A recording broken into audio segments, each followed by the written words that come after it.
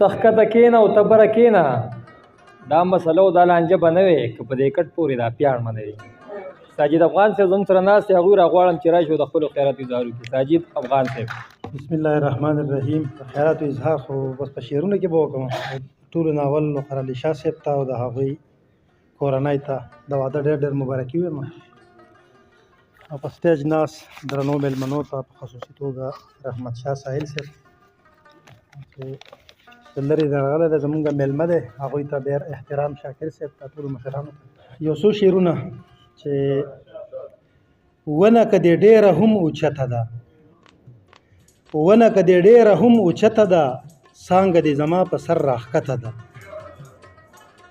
ونه که دې ډېره هم اوچته ده، څانګه دې زما په سر راښکته ده. چار چاپېره ګورې بهانه جوړې، شپې رانه وباسې ما ته پته ده. او زه چې هم خطا وکم نو ور بشم، زه چې هم خطا وکم نو ور بشم، نن خو به شرمېږي ملامته ده. او خدای خبر که اوس په بسم الله واوړي، دغه بلا دلته کې عادته ده. او ایسته مې افغان باندې ورواړوئ، نن یې راچولې بیا انګته ده. یوه قطعه ده چې خپلې حیا راله تړلې دي خپې، خپلې حیا راله تړلې دي خپې، او تندر دې ایسته په حیا ولګي، او په داسې چل کې رانه ځان بیلوي چې د بیلتون الزام په ما ولګي. مننه. خپلې حیا راله تړلې دي خپې، تندر دې ایسته په حیا ولګي، په داسې چل کې رانه ځان بیلوي چې د بیلتون الزام په ما ولګي. هایکوګانې دي چې شاکر صاحب لږې روایتي هایکوګانې پکې دي. ډېر د خوندونو روایات ختم شو، ډېر د خوندونو روایات ختم شو، په درد به خلکو خوشحالي جوړه کړه، اوس د سنت نه خلک نه خبرېږي. او ما وی چې تاله کوم یو ګل راوړمه، ما وی چې تاله کوم یو ګل راوړمه، وی بابا مې کار روزګار نه لري، د ګوپی ګل راوړه چې پوخې کمه. ما وی چې تاله کوم یو ګل راوړمه، وی بابا مې کار روزګار نه لري، د ګوپی ګل راوړه چې پوخې کمه. وی چې ډډه لګوم ودیم، وی چې ډډه لګوم ودیم، ورته حکیم په خپل انداز کې ووی زما په خیال چې ستا ضمیر وده دی. او بله هایکو ده چې اخوا تېرېږمه د خپل لرې کا، اخوا تېرېږمه د خپل لرې کا، دا تنګ پرتوک در سره داسې ښکاري لکه ستار ته چې څوک پوش واچوي.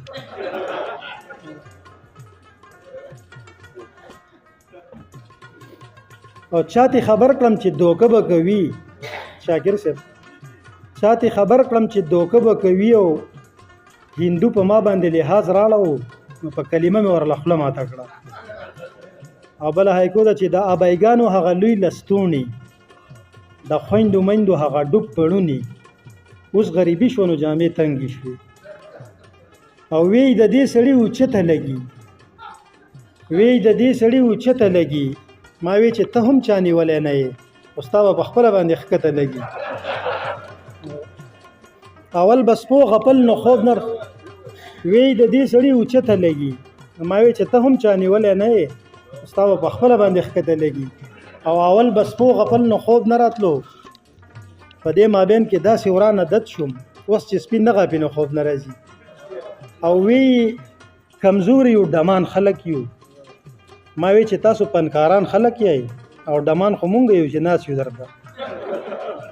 بله چې وی کمزوري یو ډمان خلک یو، ما وی چې تاسو پنکاران خلک یې، ډمان خو مونږ یو چې ناس یو درته. او کار او روزګار مې موسیقۍ ته پرېښو، خو که حکومت ته طالبانو راغی نو بیا به په خوږ اواز ټیپر خرڅوم. او کار او روزګار مې موسیقۍ ته پرېښو، که حکومت ته طالبانو راغی بیا به په خوږ اواز ټیپر خرڅوم. او دا ریډیو خو مارکوني جوړ کړی، دا ریډیو خو مارکوني جوړ کړی، خو د دې ټي وي نه بیا نه یم خبر، او خدای خبر دا لا کم سړی جوړ کړی. اوس مې د زړه نه هغه درد نه وځي، اوس مې د زړه نه هغه درد نه وځي، زما دا خیال وګڼې 10 روپۍ دي، او په چنده کې مې زرګون واچو. اوس مې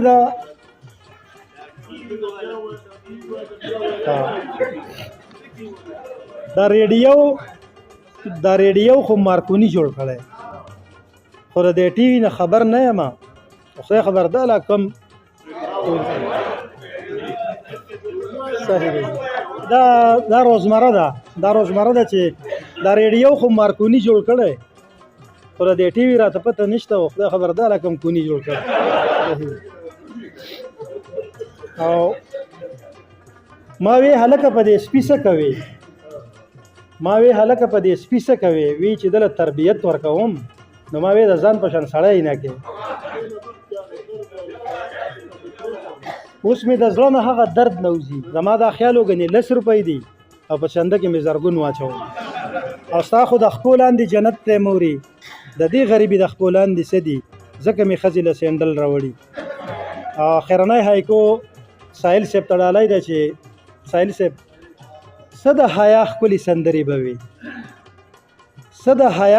سندرې به وي، ځینې مولیانو هم په غلا اورېدې.